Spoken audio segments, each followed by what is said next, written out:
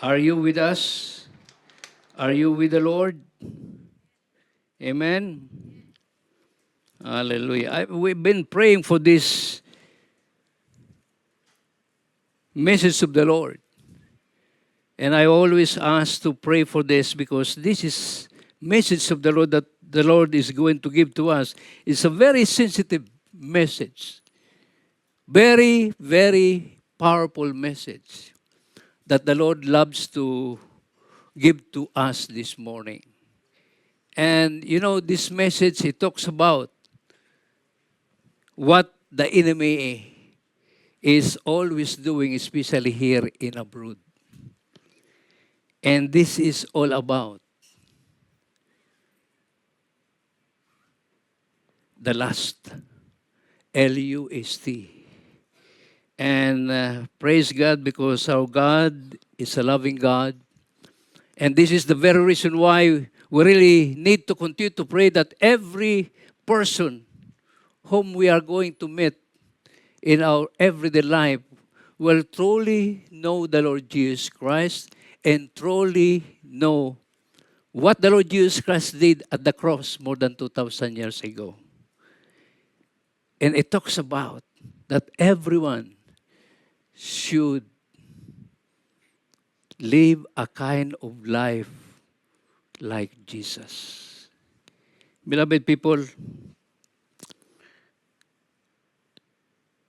you know, I've been praying for this. And this is all about the message of the Lord. How to put lust to death. And for those who are with the Lord Jesus Christ, who have truly received the Lord Jesus Christ as their Lord and personal Savior of their life, we must always declare that we are living not with the flesh, but living with the Spirit of God. Alam niyo po ba na ito po yung mahirap na ginagawa ng bawat isa ng mga anak ng Diyos. But the thing is that we should always have that kind of mindset that the Lord Jesus Christ has given us the new life. Amen? The old has gone and the new has come. All the sinful nature, it has been destroyed. And it has been removed. Nothing else. And the one who dwells in us, who reigns in us, ang nananan sa bawat isa po sa atin, walang iba, kundi ang banal na presensya ng Diyos na buhay na namatay para sa atin at tumubos sa ating lahat ng mga kasalanan, walang iba kundi si Kristo Jesus. Amen? But sometimes, His people is always looking for the old life, the kind of life. Parang ang mga anak ng Diyos minsan, para tayong mga Israelita na gusto nating bumalik doon sa pinanggalingan, under the bondage, under the captivity of the enemy. At ngayon, salamat sa Panginoon because I know and I believe that this message of the Lord will surely give to us a clear understanding of who we are in the Lord. At kaya ito po, yung mensaheng ito, ipaalala po sa atin na hindi na tayo dapat nabubuhay sa mga bagay na hindi kalugod-lugod sa Panginoon. At sa ating teksto po diyan ay Matthew 18 verse 9. At kanina nagkaroon tayo ng kunting modification dahil gusto ko yung medyo malinaw at hindi kayo mahirapan. Okay, basahin na po natin po yan. Okay, let's us all stand up. Hallelujah. In reverence to the reading of the very word of God that brings life and power to His people. Okay, let's start now. And if your eye causes you to sin, pluck it out and cast it from you. It is better for you to enter life with one eye rather than having two eyes to be cast into hellfire. At kung ang mata mo ang dahilan ng inyong pagkakasala, dukutin mo ito at itapon. Mas mabuti pang isa lang ang mata mo pero may buhay na walang hanggang ka. Kaysa sa dalawa nga ang mata mo pero itatapon ka naman sa apoy ng impyerno. Pagpalain ng Panginoon kanyang banal na salita, let us bow our head once again. Lord, our Father, we declare that let everything that has breath in your awesome presence shall praise you, Lord God. And thank you because it is you whom we are going to have an encounter. Lord, salamat po Panginoon that truly everyone are aware that it is you that must and will remain be the one who dwells, who reigns in us forevermore. Lord God, thank you for the deliverance. Thank you for giving us the new life. Thank you for the declaration that the old has gone and the new has come. Lord, we are all been born again. And we have the peace, shalom, in us. And we have eternal life in your name, Lord Jesus. This is our prayer. And thank you, Holy Spirit, for being with us. Our Father, thank you. Holy Spirit, thank you. And thank you, our wonderful Savior and Master God, Lord Jesus Christ. This is our prayer in Jesus' name. Amen. Let us all sit together. Mga minamahal ko mga kapatid, let's ponder the eternal danger of lust.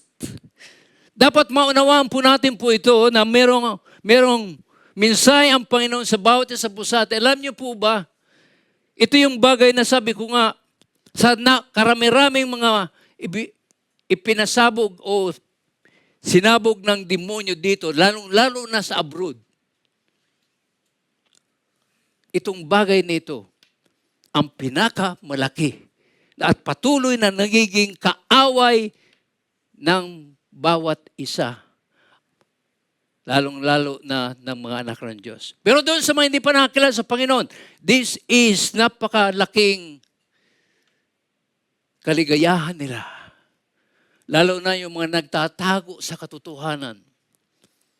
Marami, sabi ko nga, marami po ang buhay na kung saan sinira ng abroad. Dahil dalawa lang po ang buhay kapag ka nasa abroad ka.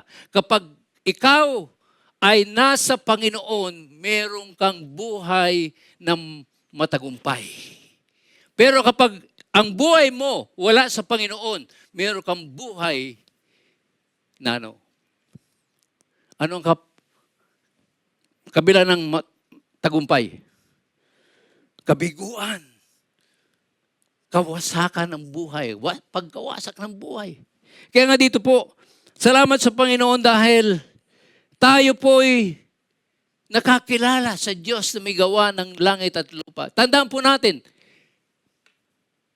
the thief comes here to steal, to kill, and to destroy. Pero ang ating Diyos na nakilala natin, ang Panginoong Hesus, pumarito para bigyan tayo ng buhay, full kind of life. Hingin mo na ang lahat ng bagay. Kaya nga dapat ang buhay po natin ngayon ay we are all satisfied in the Lord Jesus Christ. Amen? Hallelujah. Now, many years ago, I spoke to my co-batchmate in the high school how to fight lust. And one of my points was how to ponder the eternal danger of lust. Ang walang hanggang panganib ng kahalayan. This morning, pag nilay-nilayan po natin ang paksang walang hanggang panganib ng kahalayan. Ang panganib ng kahalayan, mga minamahal kong mga kapatid, mababasa po natin po dyan. Ito po yun. Ang kahalayan daw ay ang pagkakaroon ng matinding pagnanasa sa laman o tawag ng laman na may kaugnayan sa kasiyahan, sensual at sexual na nilalarawan din ito bilang kamunduhan. Malakas na pagkauhaw sa paghahangad sa kaligayahang sensual o sexual. Bagaman madalas na inuugnay ang paghahangad ng sexualidad, maaari daw itong iugnay sa paghahangad ng kapangyarihan. Ito ay binibilang din doon sa 7 nakakakamatay na kasalanan. Mga minamahal ko mga kapatid, let's continue to ponder the eternal danger of lust. And a few years ago, I spoke to my former batchmate in high school at tinuruan ko siya how to fight lust. Dahil yun ang sabi niya sa akin. One of my points was called How to Ponder the Eternal Danger of Our Lust. Lust of the flesh. Ang walang hanggang panganib ng kahalayan. And I'm quoting the words of Jesus that says, ito po yung sa ating pong teksto po, na kung saan sinasabi po doon, at kung ang mata mo ang dahilan ng iyong pagkakasala, dukutin mo ito at itapon. Mas mabuti pang isa lang ang mata mo, pero may buhay na walang hanggang ka. Kaysa sa 2 nga ang mata mo, pero itatapong ka naman sa apoy ng impyerno. You know, after my message to my co-batch in the high school, during our reunion, one of my former students came to me and asked, are you saying that a person can lose his salvation? Kung ang isang Kristiyano daw maaari bang mawala ang kaligtasan? Now, in other words, if Jesus used the threat of hell to warn, para biglang babala about the seriousness of lust, does that mean that a Christian can perish in the lake of fire? And this is exactly the same response I got many years ago when I confronted a man about committing adultery because he was living in with other women. Uso ito rito. Uso yan dito. Marami nagpapanggap dito na kahit na may asawa, walang asawa. I tried to understand his situation, and I pleaded with him to return to his wife and only wife. Then I said, you know, Jesus says that if you don't fight the sin with that kind of seriousness, ang sinasabi nito ng Panginoon sa teksto po natin, dapat ang bawat isa po sa atin, dapat andun yung klase ng willingness na even kung ito man, tayo man po ay na-involve po rito, dahil nalaman mo ang katotohanan, ay nakahanda ka to, even to pluck it out, o dukutin niya at itapon. Inalin tulad lang dito, sino ba dito dudukot? Napaka-serious nun, di ba? Ang ibig sabihin ito ng Panginoon, kinakailangan nakahanda tayo na tayo ay palayain ng Panginoon. Kung ano man yun, ay nakahanda ka na i-deliver ang buhay mo sa bagay na yon dahil ikaw ay nandun, candidate to perish in the lake of fire. You know, beloved people, for God so loved the world, God did not intend it for a man to perish in the lake of fire, but shall have everlasting life. But the thing is that, hindi dapat mangyari ito sa bawat buhay ng mga anak ng Diyos. Kaya nga dapat, kapag mayroong pumapasok na kaway, dapat maging ganito yung seriousness po natin, na nakahanda tayo na kahit yung isang mata natin, dudukutin natin. Para ito maging hadlang, para hindi tayo mapunta sa dagat-dagatang apoy na impyerno and to suffer there in the lake of fire, in the hell forever. Naniniwala ba kayo may impyerno? Pero sabi ng iba, ginagawa itong biro eh. Doon daw sa impyerno, malamig na doon. Dahil daw yung mga engineer, mga electrician, mga engineer, ay ang ginagawa nila araw-araw doon gumawa ng ng AC air condition. Maniwala doon, hindi ka maniwala doon. Kasinungalingan yun.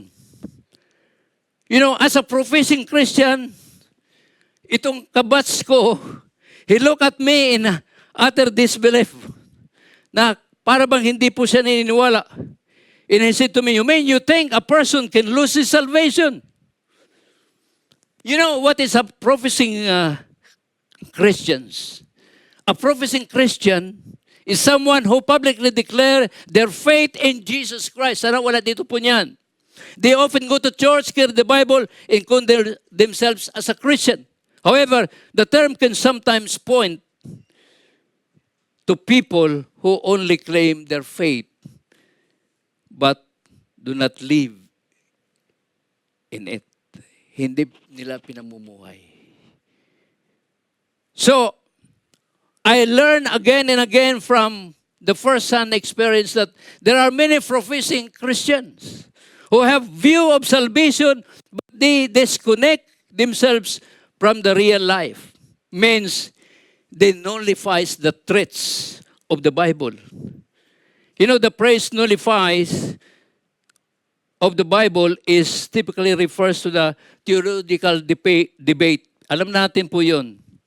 Yung once saved, always saved. Hindi tayo doon masyadong pupunta dahil maubos ang oras natin doon. Pero there will come a time na gusto natin itong madiscuss din ito. You know, this nullifies this stretch warning of the Bible which is referred to pagpapawalang bisa sa mga babala ng Biblia.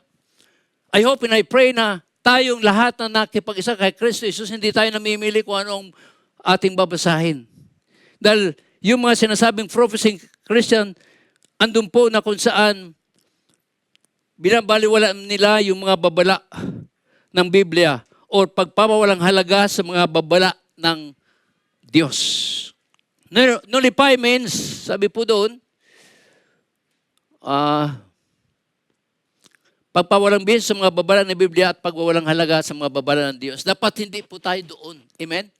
Dapat, kung mayroong babala man, this will serve as a reminders to us and we will continue to live a kind of life according to what the Word of God says. At yan po na, pag sinabing nullify, means to cancel out or make something that does not matter to them anymore. Na para bang baliwala na yung mga babala sa atin. Na kung saan we are beyond the reach of biblical warnings. Now, I believe that in the view of the Christian life, nakakabahala ito. Kung hindi na tayo nakikinig o hindi na tayo patuloy na i-inspired ng mga binabasa po natin. Why? This might be a comforting to thousands who claims to be a Christian but beyond the reach of biblical warnings, who chose the broad way that leads to destruction. Alala po niyo ba yung makipot na daan? Maluwag na daan pero patungo naman sa kapamakan. Saan tayo doon? Makipot o maluwag na daan? Ang sabi nga doon po diyan ay yung Matthew 7:13, enter through the narrow gate, for wide is the gate and broad is the road and leads to destruction, and many enter through it. Maraming gusto yun. Kasi walang problema eh. Pero yung inspiration po dyan, pumasok kayo sa makipot na pintuan sapagkat maluwang ang pintuan at malapad ang daang papunta sa kapamakan. At ito ang dinaraanan ng marami.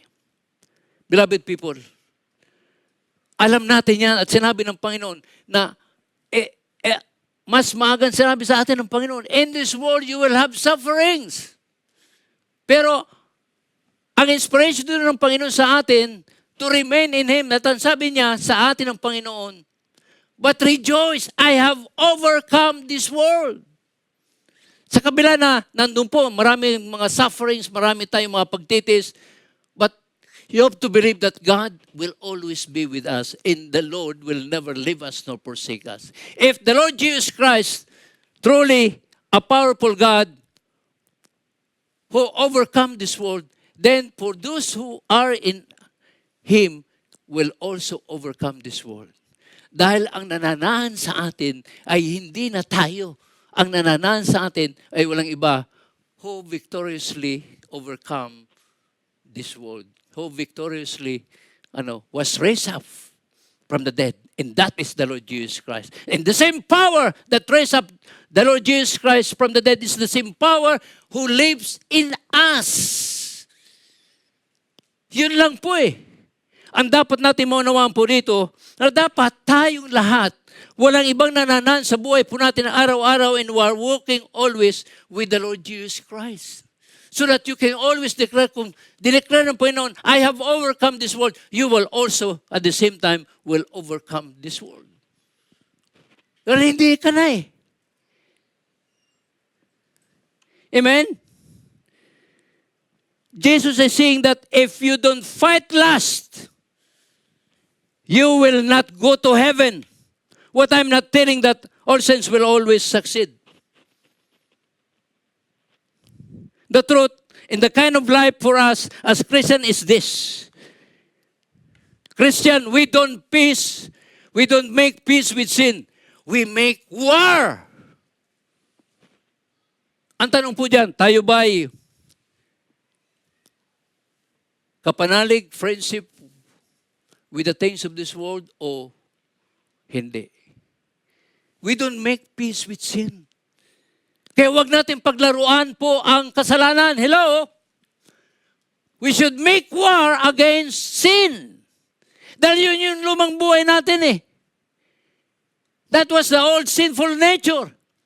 Na kung saan it was already destroyed by the precious blood of Jesus at the cross of Calvary. We don't make peace with sin. Kaya hindi dapat tayo po nakikipag one-on-one fellowship sa kasalanan. Dapat aware tayo po dyan, mga minamahal ko mga kapatid.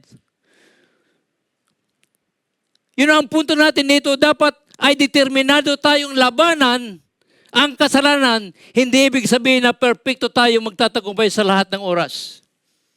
Kailangan natin ng Panginoon. Kaya nga sabi ng Panginoon, apart from me, you can do nothing. Because the author of life, the giver of salvation, is no other than the Lord Jesus Christ who dwells in us. Allow the Holy Spirit to live in you, to dwell in you freely.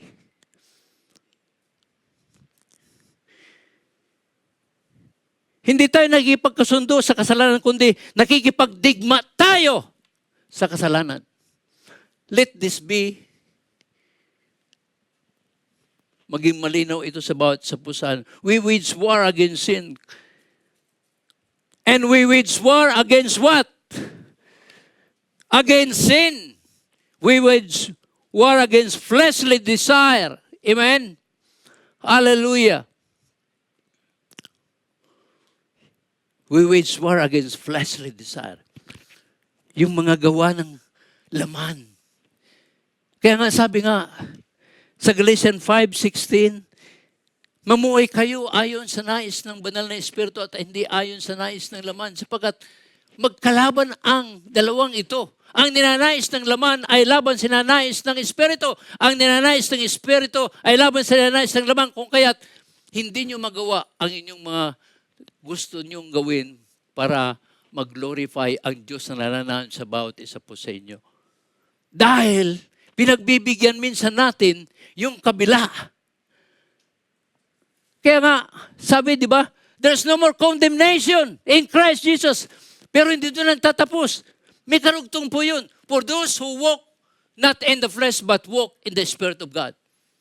Yun ang there's no more condemnation. Amen? You know, in 1 Peter chapter 2, verse 11 to 12, Apostle Peter addressed the Christian primary conflict. This is the ongoing war between passion of the flesh and the soul. Ang kalaban po natin dyan. Okay? Yung flesh, yung pagiging makalaman ng tao in the soul. Kaya nga, soul and spirit, we have to declare that it is Jesus who lives, who truly reigns in us. Last. Kaya nga, anong sabi dito ni Peter?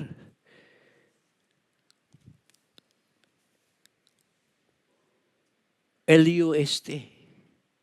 Marami ang nadadaya minsan dito. Kristiyano na. Kaya nga ito yung bagay na kung saan the Lord had given us that inspiration para pag-aralan po ito. Para itong bagay na ito, hindi na ito manahan sa bawat isa po sa atin. Yung pagiging makalaman. First Peter, it's there, the truth. Unahin muna natin to. This is the passion of the flesh. Mga pagdanasan ng laman o masasamang hilig ng katawan.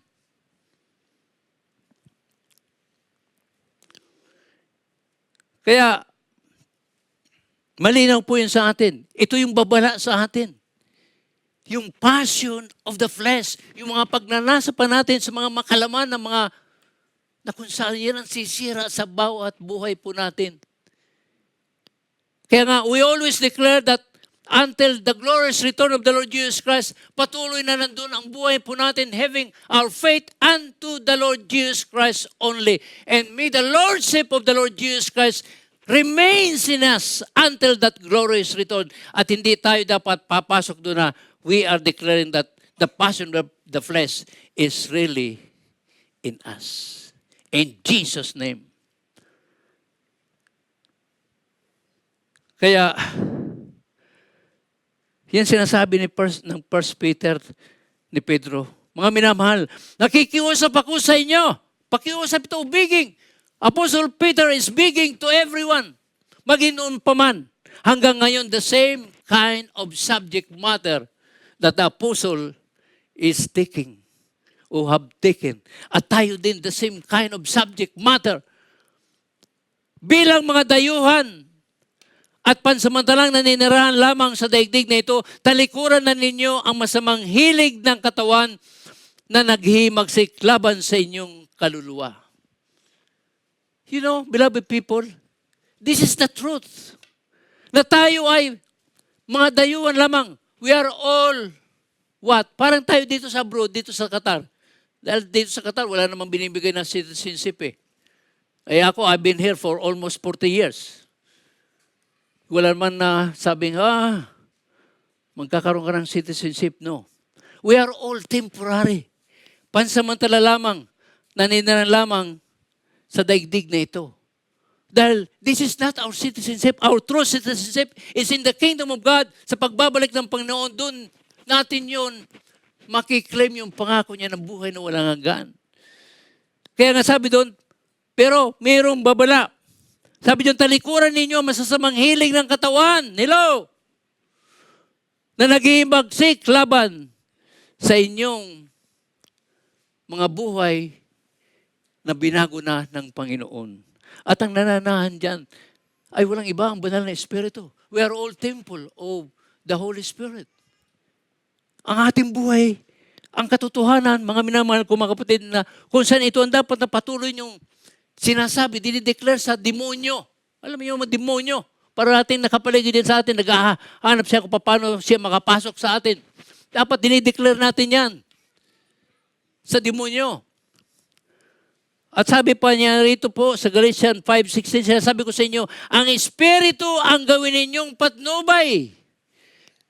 Allow the Holy Spirit to lead your daily life sa inyong buhay. At hindi kayo magiging alipin ng hilig ng laman. Hello! Hallelujah! You know, God is so good.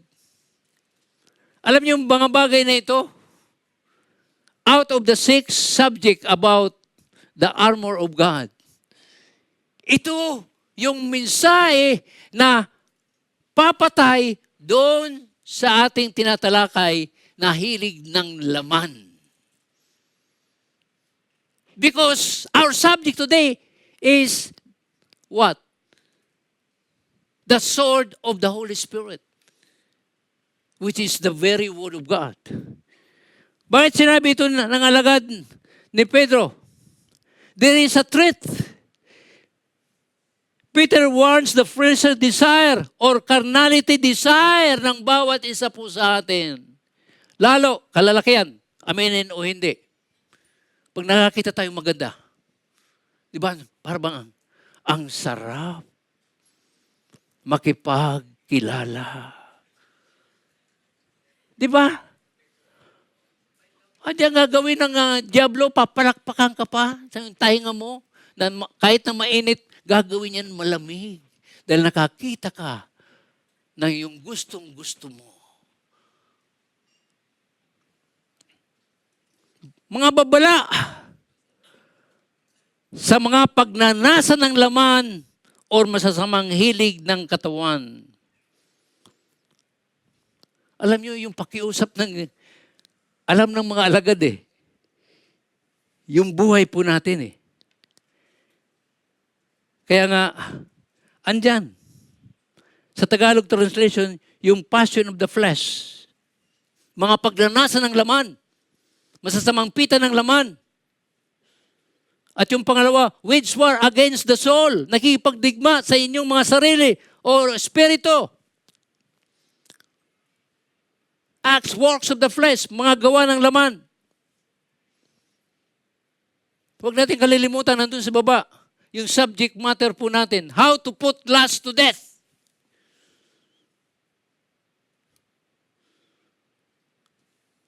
And according to Galatians 5:19-21, the traits of the passion of the flesh include sexual immorality, pakikiapid, puot, pagkakabahabahagi, division, inggit, paninimugho, karamihan sa kasama pa ang alak. At yung paglalasing. Nung araw, maraming abroad pag umuwi ng Pilipinas talaga nagpapasara ng kalye.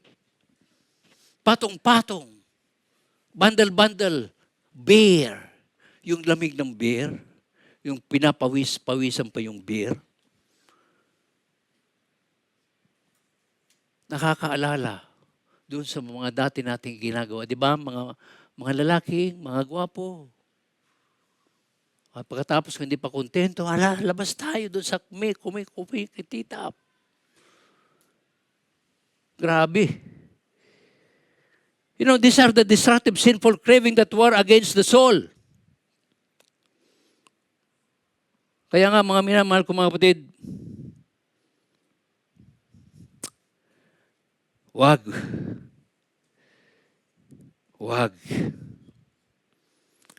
At yung kasunod po dyan, spiritual defense in Tagalog. Pastor and theologian agree that to face this threat, Christians are urged to consciously turn away from or reject these urges. Talikuran mo na ang masasamang pagnanasa. Sabihin mo sa katabi mo, talikuran mo na ang masasamang pagnanasa. At lumakad ka sa Espiritu. Walk in the Spirit. Galatians 5:16. Huwag magbibigay ng lugod sa laman. Make no provision for the flesh. Sabi nga ni Pastor Clendong last preaching alam mo ang mahirap sa ating kapag tayo nag-iisa na lang. Sa kwarto. Walang nakakakita, ikaw lamang. Akala mo yun. Pero ang ating Diyos na nananahan sa atin is an all-knowing God, all-powerful God. Napapailing na lang sa atin. Nung araw, lalo na yung COVID-19, ang daming ginawa ng dyablo na kahit ang mga simbahan, marami ang nabuntis. Because they allow. They forgot. Kasi siyempre, loner. Marami ang nalulungkot. Hindi makauwi. Dahil COVID pa. Yung iba nagpapasasa sa panunood ng sangkaterbang pelikula. Kinabukasan, hindi na makapasok. Lulugo-lugo. Dahil pinagbibigyan ang pagnanasa ng laman. Kaya mag-ingat kayo. Yung mga bata, mag-ingat kayo kung anong mga pinapanood nyo. Yun lamang na kalugod-lugod sa ating Panginoong Hesus. At tandaan po natin, mga minamahal ko mga kapatid, the identity po natin, we are strangers in pilgrims. Reminders, mga minamahal ko mga kapatid, we are only temporary here. Christians belongs to God's holy nation. Hello? Kung gumagawa tayo ng mga ganyan, paano pa madideclare natin na tayo ay kabilang sa banal na bayan ng Diyos? Do you think makakapasok ka talaga sa impyerno? Walang papasok sa impyerno na gumagawa ng mga ganito. Dahil yung pupunta natin ay isang banal na bansa na kung saan pinananahanan ng righteousness and holiness. At ang ating Diyos doon is a holy God.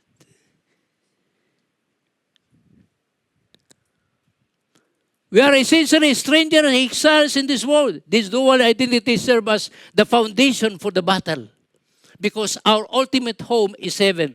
Our values and action should reflect the kingdom of God, making us naturally out of step with the worldly culture around us. How to put lust to death. Beloved people,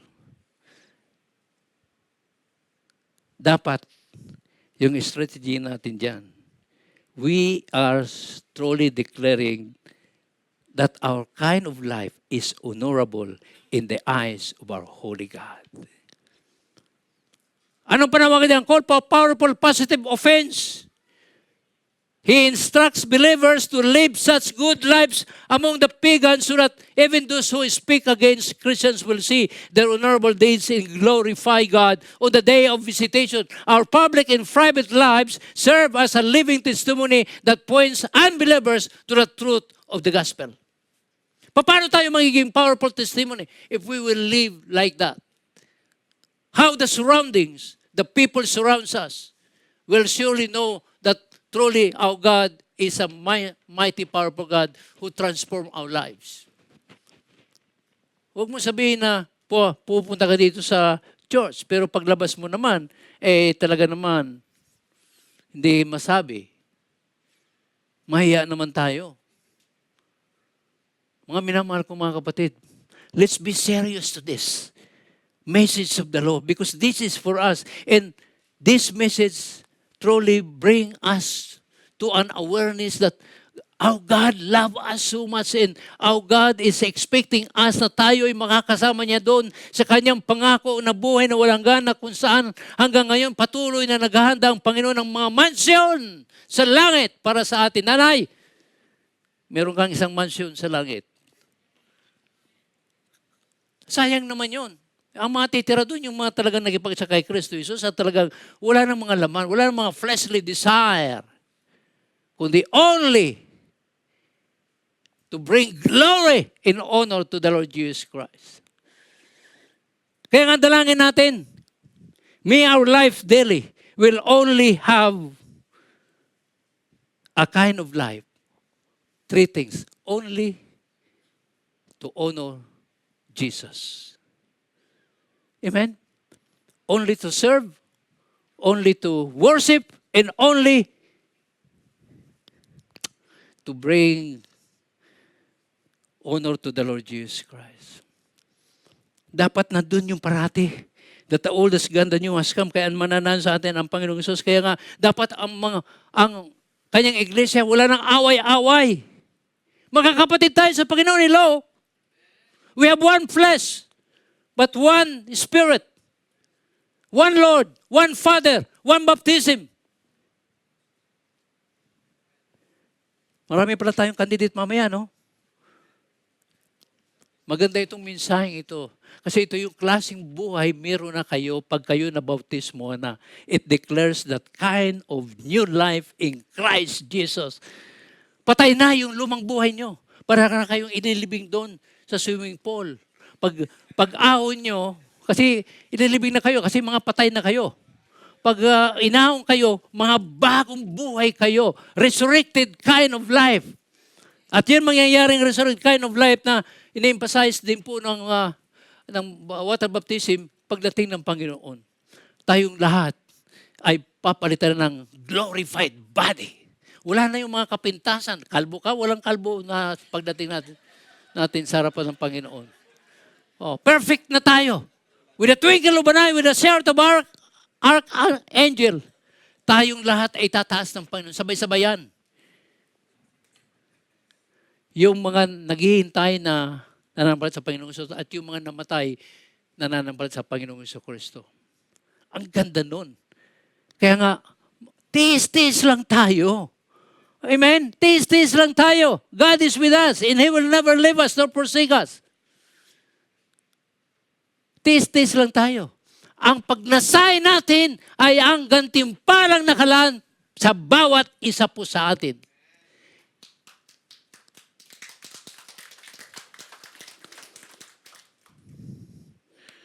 Reminders, believers of the true child of God is a citizenship in heaven. Hallelujah. We should be in the world. Andito pa tayo, pansamantala tayo. To be in the world and not of the world is the only way to defeat lust. Pero ang tanong doon, what is the world? What in the world you are doing? Hallelujah. Ano pa dyan na meron tayo, Galatian? Paul mentioned sexual immorality, impurity, sensuality. Those who do such things will not inherit the kingdom of God. Malinaw po yun. Walang pupunta po doon na kung saan araw-araw nandiyan ka pa rin sa pamumuhay sa laman. Sexual immorality, impurity, sensuality, wala na. Kailangan meron tayong pagbubulay-bulay. At alam niyo, habang pinaghandaan natin ito, I'm praying that after this message, manatili yung pureness of the new life of Christ Jesus who dwells to every one of us. At tayong lahat, ma-deliver po dyan. Amen? We all need reminders how to put lust to death. At yan ang salita ng Diyos, mga minamahal kong mga kapatid. We should never forget this. Signpost, whatever God have said, believe it. And it shall be done according to His purpose and plan. Hindi yung pagkatapos ito, okay na naman. Si Pedro. Dapat wala na. Dapat andun po yung ating future kind of faith na kung saan kahit na darating ang bukas, darating ang mga buwan at darating ang mga taon, nananatili pa rin tayo na nakatingin dun sa ginawa ng Panginoon sa Kristo at nananatili pa rin tayo na talagang tayo ay mayroong bagong buhay, the old has gone, the new has come, and lumalakad ka kasama si Kristo Jesus. Every day, live with the Lord Jesus Christ. At yan po, mga minamahal kong makutid, sapagkat mamamatay kayo kung mamumuhay kayo sa katawang makalaman. Ito ang babala. Ito yung katotohanan. Bagamat tayo mayroon ng bagong buhay, andyan na, pero kapag tayo ay namumuhay pa rin sa katawang makalaman, mamamatay daw tayo. Ngunit kung pinapatay ninyo sa pamamagitan ng Espiritu ng mga gawa ng katawan, makalaman, mabubuhay tayo. Alam niyo po ba? Dalawa yan eh. Yung laman at saka yung Espiritu ng Panginoon, andyan yan. Yung laman, andyan yan sa ilalim. Para bang container yan dyan sa ilalim. Pero minsan ang gusto niyan umibabaw. Ngayon, andyan yung Espiritu sa ibabaw na. The dwelling presence of the Lord Jesus Christ ng banal na Espiritu. Kaya kung minsan, kapag mayroon tayong mga ginagawa na makalaman in the flesh, para bang binibigyan mo ng permission na itong laman na ito umibabaw. Yun, doon ka sisiluin ng demonyo. Oh, good to Namimiss pa niya yung lumang buhay niya. Dahil wala dito si Mrs., namimiss pa niya yung lumang buhay niya na mahilig sa laman, mahilig sa mga babae, mahilig sa alak.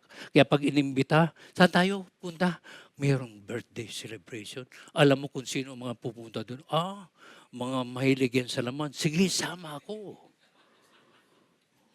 Oh, di ba? Pero tandaan mo, mamamatay tayo kung mamumuhay tayo sa katawang makalaman. Di ba nakipag-break na tayo? Nung makakilala tayo sa Panginoon, marami ang umayaw sa atin, mga best friend natin. Dahil sabi niya, pagdadandaanan ka na lang, yung umuwi akong una na mabulunagin ako, yung umuwi akong una sa Pilipinas, sabi sa akin, mga best friend ko, mga kumari ko, mga kumpare ko, paano yan? Meron kayong pupuntahan na drinking session. Dito ka na lang. Pasensya ka na. Wala, hindi ka na pwede sa amin. No, ganun ba, di ba? Anong pipiliin natin? Yung nagpapawis na beer? O yung pangako ng Panginoon? Hindi ka nag-iisa. Kasama natin ang Panginoon na nagbibigay ng tunay na buhay at kasiyasiya kalugod-lugod sa Panginoon. Beloved people of God, ba't ang bilis ng oras, Pero ito ang sabi ng Panginoon, sapagkat nasusulat, magpakabanal kayo sapagkat ako'y banal. Ang may sabi niyan ay ang Panginoon Diyos natin na nananahan sa bawat isa po sa atin. Amen? Kaya nga, patuloy po tayo. Patuloy tayo. At nariyan po, sabi diyan, 8:13 ulit, sapagkat mamamatay kayo kung namumuhay kayo sa katawan mga makalang unit, kung pinapatay ninyo sa pamamagitan ng Espiritu ang mga gawa ng katawan, makalaman, mabubuhay kayo. At anong gagawin ninyo? Nariyan po, yung sword of the Spirit of God. Amen? Alam nyo, ilan yung armor of God? 6. Pero among those armor of God, ito lang po ang pamatay ng laman ng gawa ng demonyo, which is the very word of God. Kaya nga napakahalaga mga minamahal ko mga kapatid, that we should be rich by His word. Always, always meditate day and night. Always have a moment with the Lord in prayer. Huwag yung sabihin na, doon lang naman ang prayer during prayer meeting. Hindi nga kayo pupunta ng prayer meeting. It is your intimate, deeper, personal relationship nyo sa Panginoon. Kung gusto nyo ang Panginoon manatili sa atin as the Lord have declared to Moses, at sabi niya kay Moses, I will always be with you.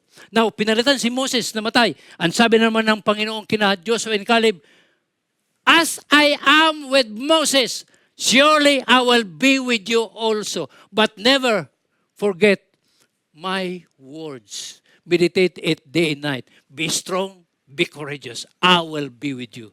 The same God who declared that to Moses and to Joshua and Caleb, the same God who is declaring to us always, every day in our life.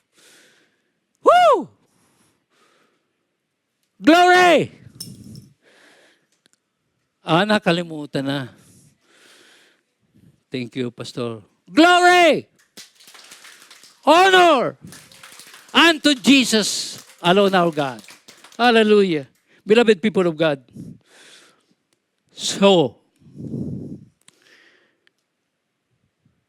sabi ng Panginoon, alam nyo, yung prayer ito ang gusto ng Panginoon sa bawat isa sa atin that we must be sanctified by the very truth, which is the very word of God.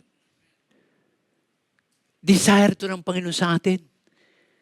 Desire ito ng Panginoon sa bawat isa sa atin na tayo po ay patuloy na ma-sanctify po.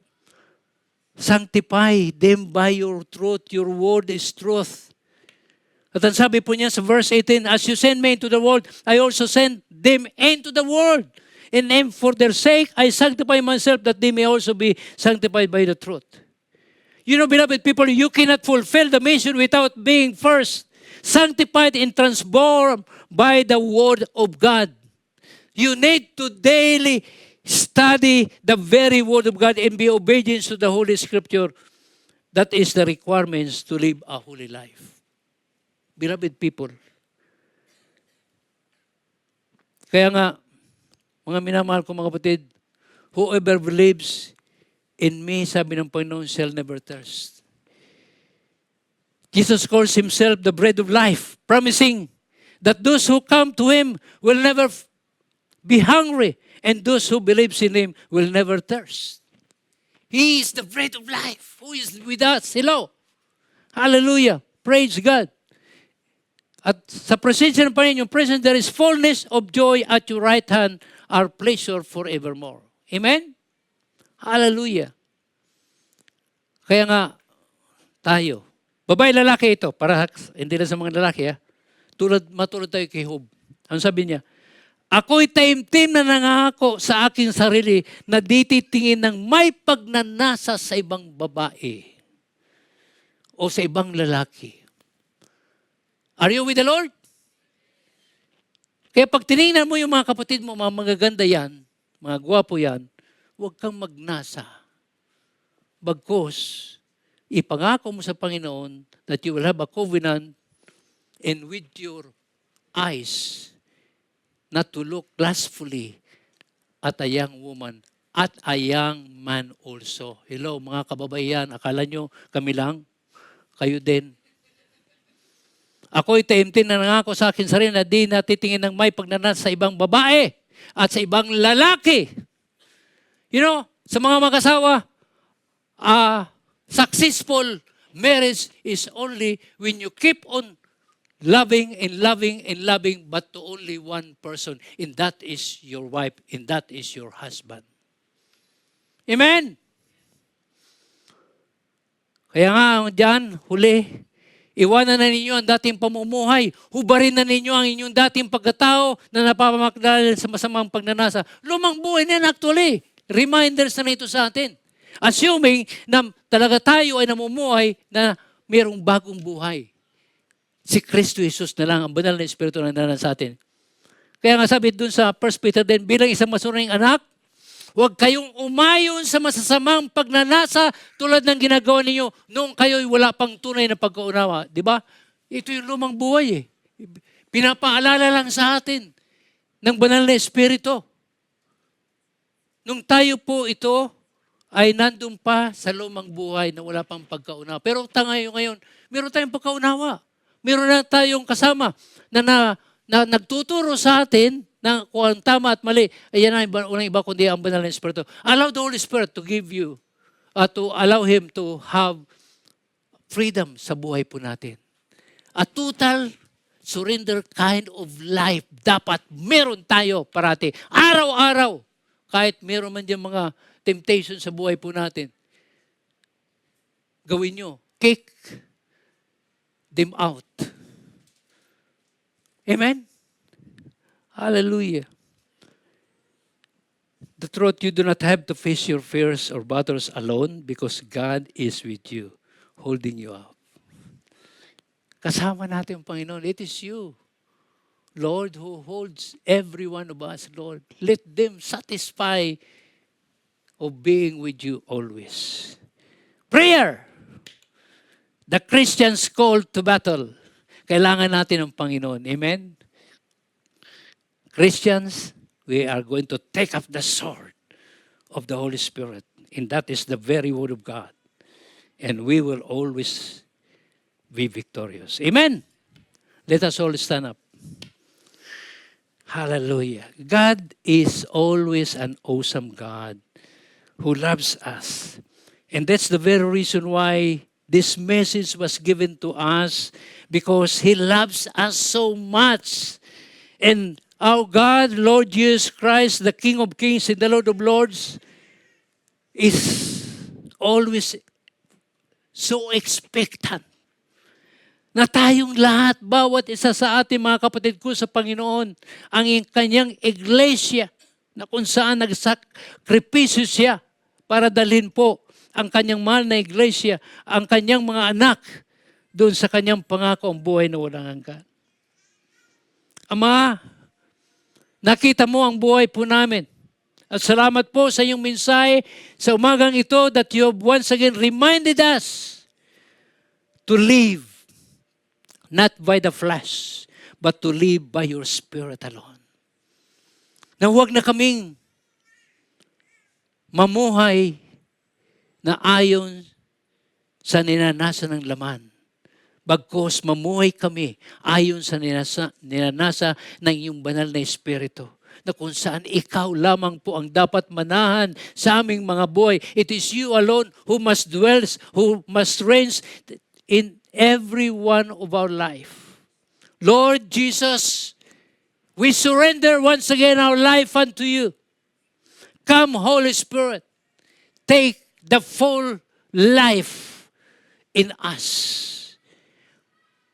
Because we have known the old has gone, the new has come. And you have redeemed us by your precious blood at the cross of Calvary more than 2,000 years ago. Ang dalangin namin, Panginoon, manatili po kami na wala kaming ibang inaasahan, wala kaming ibang pinagkakatiwalaan, wala kaming ibang pinanampalatayaan, at mamumuhay lamang kami na ikaw lamang po ang aming Diyos at Panginoon ng aming mga buhay. Lord, we surrender our lives unto you. Be with me, Lord. Be with us, O Lord God. Dwells to every one of us. Manahan ka, Panginoon. At kung ano man po ang mga nagginawa namin na nandun ang laman, patuloy kami nagpapakumbaba sa iyong banal na harapan. We humble ourselves, O God. We ask forgiveness. Lord, cleanse us with your precious blood. Ano man po mga nariyang pa sa aming mga buhay, in our thoughts, which is not according to your very words, not according to your will, we ask forgiveness. Sa aming mga pananalita, patawarin mo kami, Panginoon. Sa aming mga ginagawa, humingi kami ng kapatawaran, Panginoon. And may your Lordship, Lord Jesus, remains in us until your glorious return, Lord Jesus. May you find us having our faith unto you alone, O God. Lord, we declare today, the old has gone and the new has come. And it is you who reigns, who lives in us, Lord Jesus. And thank you, Holy Spirit, because you will remain as our great teacher who dwells in us. And you are with us as our advocate who will aid us, who will help us. You are our great comforter, who will always pour out your fire from on high. Fire from on high. And you will always pour out your power from you, Lord Jesus. And Lord, help us to live. Help us to live that it is you who will reign in us. That even signs, wonders, and miracles shall continue to be alive in us. Use us mightily. And Lord, thank you. Thank you because truly we ask you to give and truly live in us the new heart. Your heart that will always search us every day in our lives, every second of our life. Because apart from you, we can do nothing, O God. Lord, thank you for the victorious message that you have given to us, that truly it is you who have an encounter with us, O God. It's not anybody else, but it is you through your very word, O God. Lord, my prayer, empower them and fill them and breathe on them and give your spirit in your life that should remain in them, O God. Lord, thank you. Thank you that you will truly lead and direct our life always until your glorious return, Lord. Lord, help us. We are victorious because It is you who is our triumphant King who lives in us. Thank you so much, Abba Father. Thank you for your great love. May your kind of life will always manifest in us. Lord, pag-isahin mo kami, Panginoon. May your kind of love that brought to you joyfully at the cross of Calvary will remain in us. Lord, we see. Lord Jesus, come, Lord Jesus. This is our prayer. In the matchless name of our wonderful Savior, Master God, Lord Jesus Christ, with your continuous fellowship, Holy Spirit, and all God's people who is living in the Spirit of God will always say Amen to the Lord.